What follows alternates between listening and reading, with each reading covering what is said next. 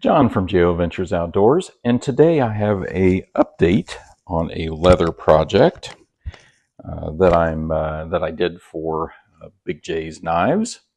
Remember, he sent me over a knife, which I'm going to show you here in just a minute, to make a leather sheath for.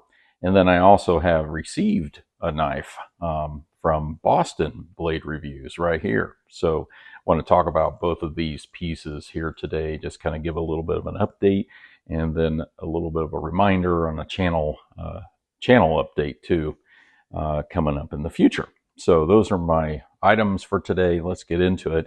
And so the first one is the leather project. So here is the sheath that I made for his marbles, and this is called the Expert.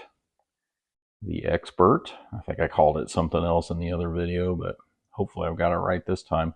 But it's the marbles. Marbles fixed blade, stacked leather handles. It's got these brass. I did take a little bit of I told Big J I did this, but I took a little bit of flitz and polished the brass and the bolster here just a little bit. I didn't do very much, Big J, so I didn't want to mess anything up, of course. But look at those stacked leather handles. I'm assuming he could take some of Ken's product and hit that leather handle, that stacked leather handle, real good, and make sure it's good and protected. But yeah, this is just a wonderful fixed blade. Oh my gosh. You know, I don't know a whole lot about it. He said it was probably pre-World War II, and it's called the Expert.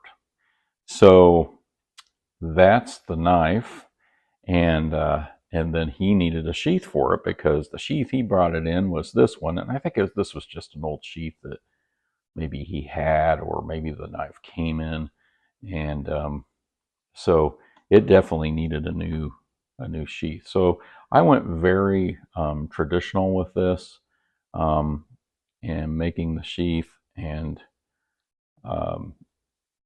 just made a your basic fold over vertical sheath, but it needed a button here at the top to make sure that the knife didn't come out of it.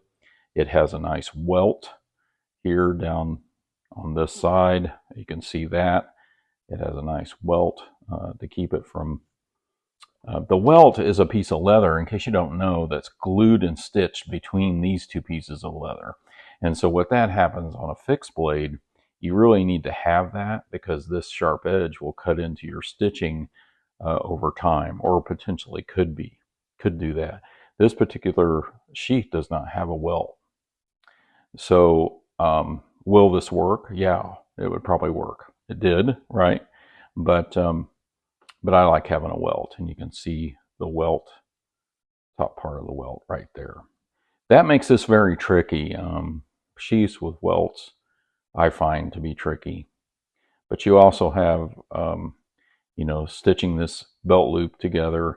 Of course, this had to be stitched first, the button to snap to hold it in, and then this had to be stitched, and then I came in and did the rest of this. Of course, dyeing and gluing and everything else in between. But I just think it turned out wonderful. I did a dark brown with these kind of a light brown stitching down here.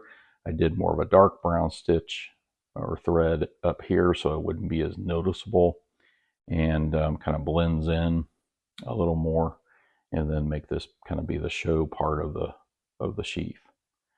It's got 3 coats of sheen on it to give it a nice shine. It has Ken's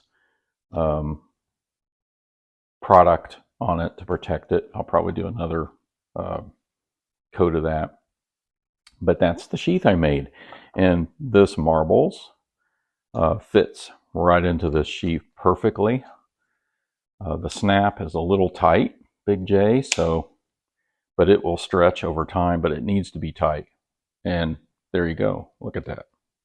It's not coming out of there, and that's what you want. About a 2-inch belt loop here, and it hangs on your belt really nicely. I tested it out. I was joking with Big J. I told him I didn't know if he was going to get this one back. I really think this is a beautiful piece, and I don't think he paid much for it. think he got it in an estate auction and or something like that for a good price. So I'll let him talk more about it. I'm sure he'll do a video as well, maybe. But I'm very happy with my work on this one. I think it turned out great. Of course, there's always a little imperfections you find, but Big J, thank you very much for asking me to do this. That was a pleasure. And so I really appreciate doing that for you. Then, if you remember, a little while back, I won this Spyderco Delica 4 from Boston Blade Reviews giveaway. And I was just shocked that I won that. This is the second Spyderco I've won this year in a giveaway. I didn't have any before that. Now I have two. I just don't know what to say. This is, Seki City, Japan. The Spyderco Delica 4 and the VG10. This is just under a 3-inch blade. A slicey little thing. Look at that. Look at the thinness of that. Until you hold one of these, you don't realize how thin and nice they are. This is going to be a wonderful everyday carry. I put a little lanyard on it. It has this pocket clip that's not deep carry, but I tried it. I think I'm fine with the stock clip. I don't know. I'm going to get another one. I really like that clip. So, and you can't even flick it out, which I was surprised. It's got a back lock, of course. So there we go. Thank you, Boston. Thank you very much. I really appreciate that, Kevin. And I'm going to cherish this and use it. This was fun. Thank you, Big J. And thank you all for watching. Okay, I forgot to give the channel update, so I'll splice this in somewhere.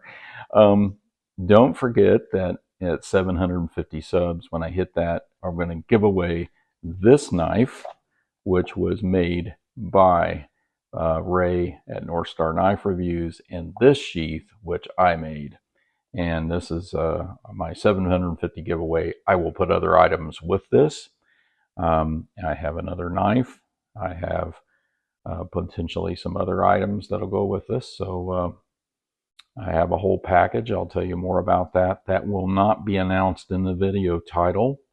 It will be embedded in a video that I'll do in the future after I hit 750 subs. So be watching for that. Okay, that's the channel announcement. Thank you all for watching.